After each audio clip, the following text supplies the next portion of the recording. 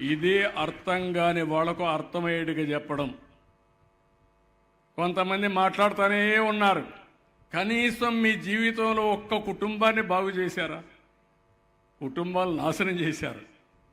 అలాంటి వాళ్ళు కూర్చొని మాట్లాడే రాజకీయం అంటే ఏంటి? అబద్ధాలు చెప్పడం రాజకీయమా?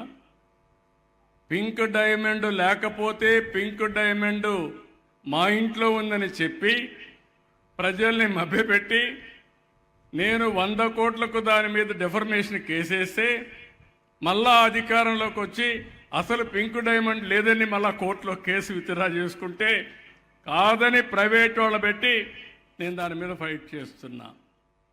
అదే మాదిరిగా బాబాయిని గొడ్డలతో లేపేసి గుండెపోటును నా మీద వేసేసి ఓట్లు సంపాదించుకొని తర్వాత ఎవరైతే చెల్లిని వాళ్ళు అడిగిన వాళ్ళందరినీ తప్పుడు కేసులు పెట్టి వేధించే పరిస్థితి రావడం చాలా సులభం. ఇలాంటి జీవితాలు బాగు చేయడం చాలా కష్టం.